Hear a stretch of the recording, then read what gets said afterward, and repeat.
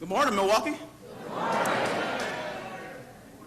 Well, thank you so much, Dominique.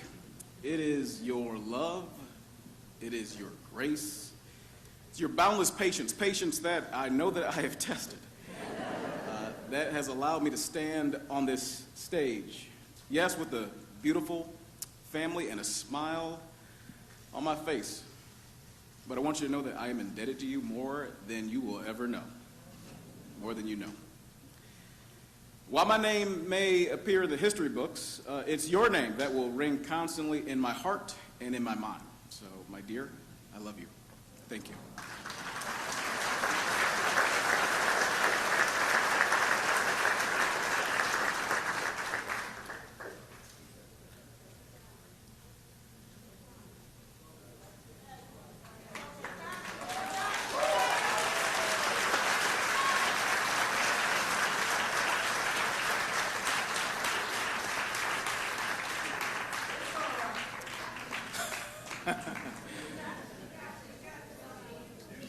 Senator Baldwin, Governor Evers, Congresswoman Gwen Moore, County Executive David Crowley, Chairwoman Marcelia Nicholson, thank you for your kind words and for sharing this day with me.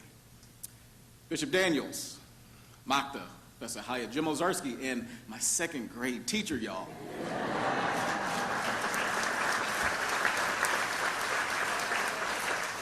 Carolyn Newman, I so appreciate your contributions to this ceremony. And today, we open a new chapter in Milwaukee's history. We open it with appreciation of the significance of this moment. It's a generational transition in Milwaukee, and it's a departure from our city's long custom of deriving executive leadership from only men of European background. We're a diverse city. I embrace that diversity.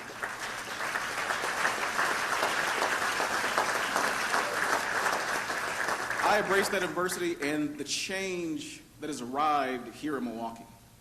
And I'm also humbled, so humbled, by the support voters across Milwaukee have provided. From north to south, from east to west, from every aldermanic district, from every ward, people cast ballots for me. And yes, I will always have a special place in my heart, it is true, for my now former aldermanic district and the people who both elected me and re-elected me to the Milwaukee Common Council. Now I extend my loyalty, my dedication, my service, my appreciation to residents citywide, all over the city. And I proudly accept my role as mayor for every corner of our great city.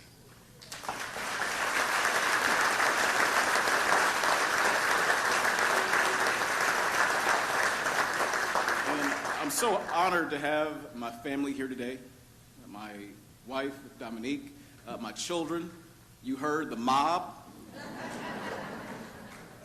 Madison, my son Oliver, my sleepy daughter Bella. She got up at 5:30 this morning, Gwen, it wasn't you. So a special thanks to you kids, and so many of my extended family members who are here as well. And thanks so much to everybody who helped to make my election possible. I see so many of you here in the audience, and I want you to know how appreciative I am. To our host this morning, Harley Davidson and the beautiful Harley Davidson Museum, again, thank you so much.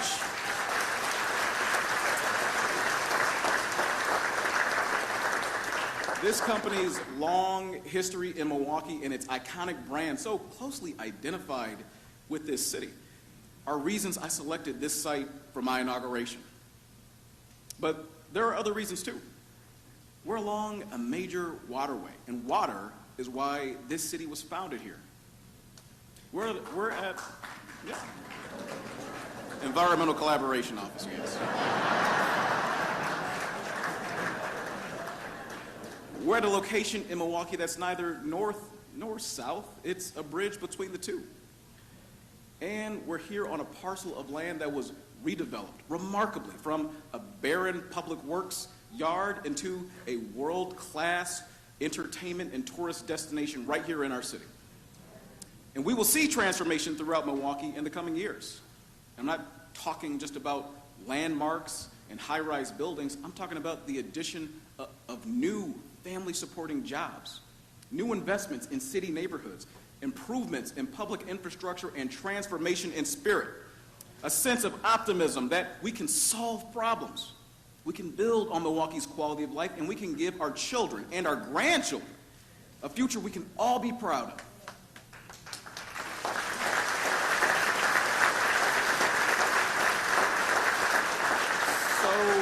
So then the question is how do we get there? We start with partnerships. The county executive touched on it. The work ahead will be more successful, it'll be more productive when we work together. That means finding common interests between city government and community groups, reinforcing relationships that can advance projects, bring businesses together to help remedy our biggest challenges, and so much more. With every major challenge that we face here in Milwaukee, whether it's a matter of public safety, a governmental fiscal issue, or concern about Milwaukee's children, cooperation is the best path forward. This is particularly true as we address public safety. No one wants violence erupting in their neighborhood. Nobody wants that. No one. No one wants reckless drivers careening through traffic. The Milwaukee Police Department plays a critical role in making our city safer.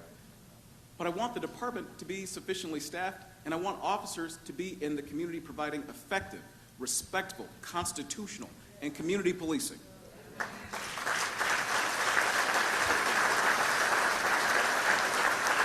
I also want police officers to know that they're not alone. The city's Office of Violence Prevention joins in the work to increase public safety with a focus on prevention as well as intervention.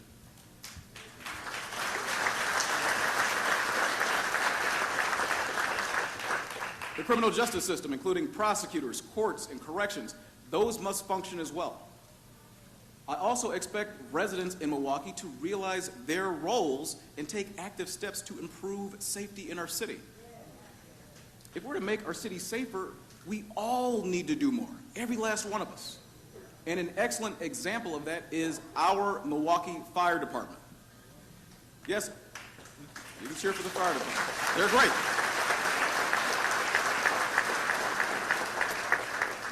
Yes, the Milwaukee Fire Department is superb at extinguishing fires, but they have incorporated work to prevent death and damage from fires. They're excellent at responding to medical emergencies, but they also are in the community preventing medical emergencies from happening in the first place. Our Department of Public Works is redesigning streets to constrain reckless driving. We're changing the rules and confiscating unregistered vehicles used by those who brazenly ignore traffic safety in our city. But as much as we would want simple solutions, our public safety challenges and the solutions, in fact, they're more complicated. The homicide numbers this year are unacceptably alarming. And I've spoken to close family members of murder victims, and I've seen the impact of these killings, the senselessness of them all, and the finality. Loss and grief affect people across Milwaukee. I believe that together we can reduce homicide deaths, and an important step is to toughen laws to keep guns away from people who should not have them in the first place. It's common sense. It's common sense. It's common sense, but we need our partners in state government to work with us to make gun safety a priority.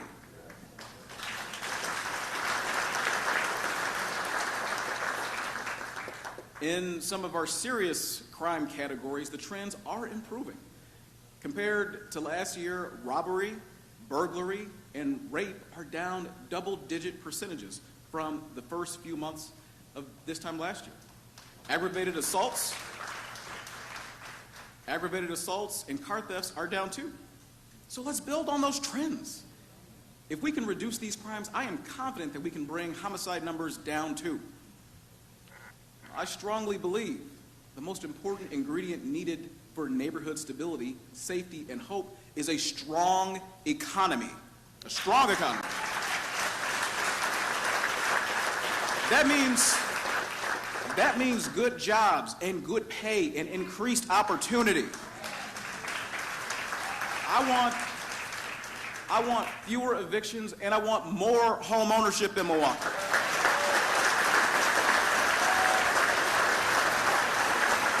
In this city, I want less hunger, and I want more hope. In Milwaukee, I want a reduction in trauma and an increase in school attendance. All of these things, every last one of them, they can occur with a stronger economy. But city government itself is not creating new, well-paying jobs, but we can be a partner. I look at Century City, the area between 27th and Townsend, 35th to Capitol Drive, and I see so much opportunity there. Let's work together to create good jobs there, and let's bring new opportunities for workers to Haven Woods, to the Menominee Valley, and around the airport. Let's create good jobs for folks in this city. With the right private sector proposals, my administration will deploy the financing tools we have to get deals done and make new employment a reality across Milwaukee, across the whole city.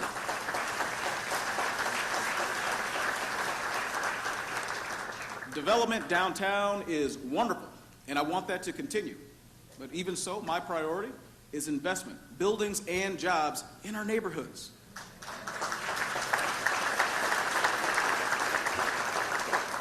We simply have not seen enough of that, and we need to see that happen too. Downtown is great, and we support that, but we need to see growth and investment in our neighborhoods across Milwaukee. So, and with that, I will continue my efforts to make sure hardworking people are paid a fair wage.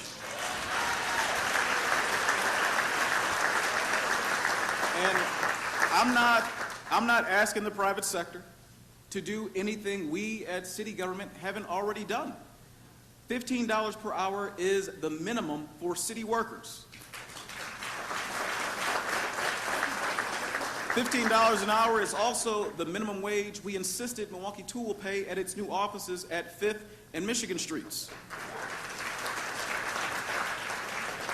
The $62 million investment at the Milwaukee Athletic Club is paying $15 an hour as well. So all employers, I believe that all employers should be paying $15 an hour. Fair wages, dollars in people's pockets. That's what makes our neighborhoods stable. And that stability leads to healthier neighborhoods, and healthier neighborhoods will be safer neighborhoods.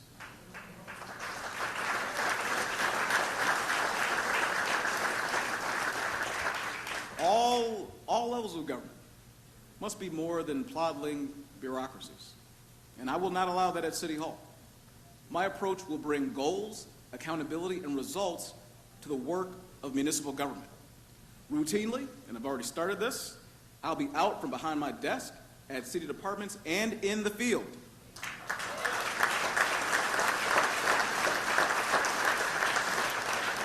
I'm not a micromanager, but I am, however, a listener, a planner, and a champion for positive change. It is that positive change. Positive change. I know that's what I want, and I know as well that's what my colleagues on the Common Council want as well. They want that for Milwaukee too. And I look forward to working with each and every single one of them in order to make that happen. So thank you, council members, for being here.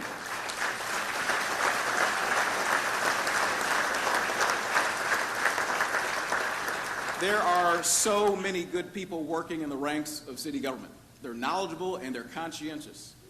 I'll be bolstering their ranks as vacancies occur. And we're filling them with top-notch additions. And just so it's clear, I have very little patience.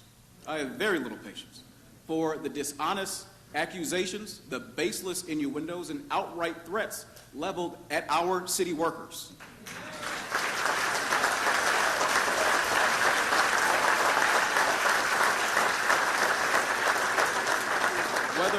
Whether the targets are health officials dealing with COVID or election workers operating with accuracy and integrity, I will vigorously defend those workers. Vigorously.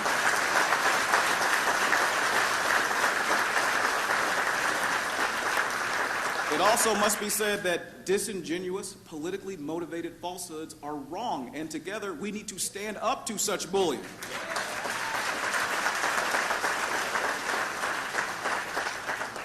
As I have pledged, I am taking steps to prevent the impending fiscal problems looming for city government.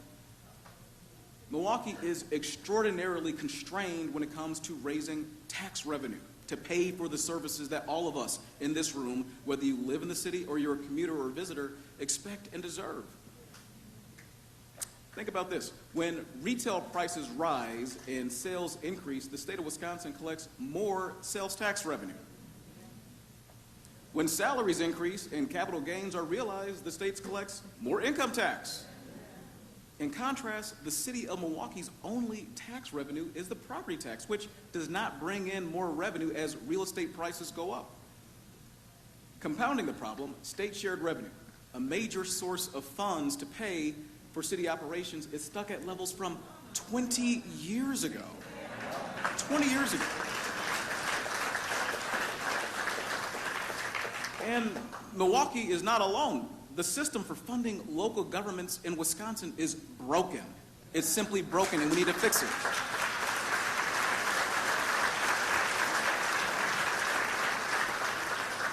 In my travels across the state, I've heard the same thing from mayors across Wisconsin. We must have sufficient revenue to pay for the salaries, the pensions, the equipment, the materials needed to provide basic services our residents expect and deserve. But the only way to solve this problem is to work collaboratively with leaders in Madison to get Milwaukee's fiscal house in order. And I've initiated those discussions, and I'm hopeful legislative leaders will join in a solution. Neighboring municipalities in Milwaukee County and in our adjacent counties know the city's vibrancy is important to them. When our economy in this city is strong, when our city is safe and our quality of life is high, the entire region benefits.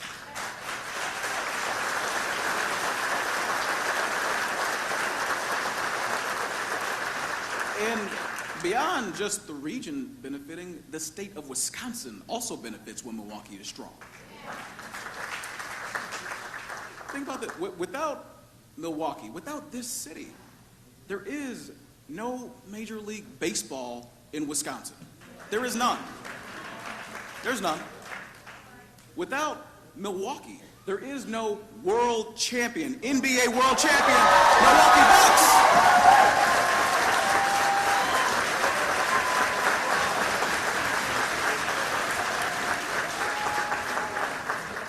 Somebody just say Bucks in 6? Bucks in 6. That wouldn't happen. The team would not be here if it were not for this city. Think of this as well. We live in probably the most politically competitive purple state in America. But there is no way, there's zero chance that the National Republican Party would even consider hosting a convention in Wisconsin if it were not for the presence of Milwaukee in this state. It wouldn't happen. Wouldn't happen. So, Milwaukee is good. Milwaukee is good for the state, culturally as well as economically. Our city is a tremendous value added to the entire state of Wisconsin. We need to get that message across. Look, I was raised in Milwaukee's neighborhoods with some of the deepest challenges that exist here. My family moved frequently. We were far from wealthy. Crime and violence were never far away. For most of my early education, it was a different school each year. What I had was people who cared. It was my father who told me early on to get off the block. At first, I took him pretty literally. I crossed the street, I was like, what's happening over here?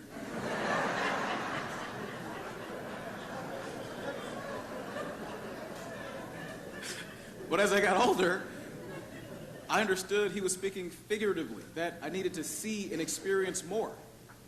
I followed that advice. I followed my mom's advice too, which was never give up. Never give up.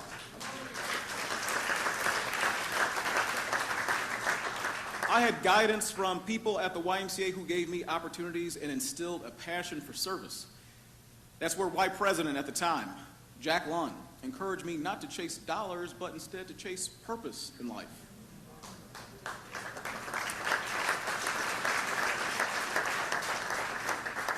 It's also where I met my dear friend Victor, who showed me that wherever you're from, however you look or speak, we can all come together around a common accord. I had teachers, including my second grade teacher, Carolyn Newman, who taught, encouraged, and nurtured me so that I had a foundation and confidence to go forward in life.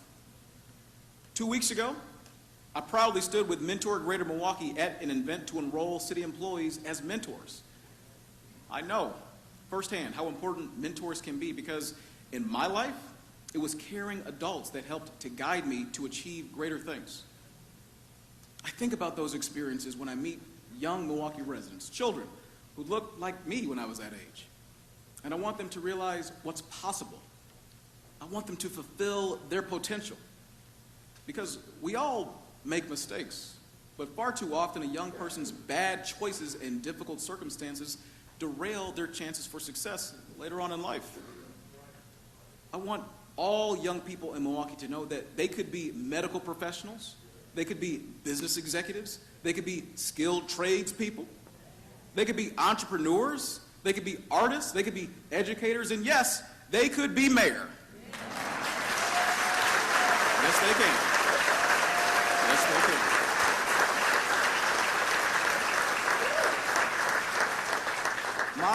My perspective on this city is shaped by my background, and through that I will bring approaches and solutions to the mayor's office that others, people with a more traditional outlook, have previously not offered. As I raised my hand and swore to perform my duties, I did so with a solemn commitment to the people of Milwaukee. I will lead this city with my full energy, with the highest level of integrity, and with an unwavering focus on building a better, stronger, and safer city. Better, stronger, and safer. Thank you very much. Let's get to work. God bless Milwaukee. God bless you. Thank you.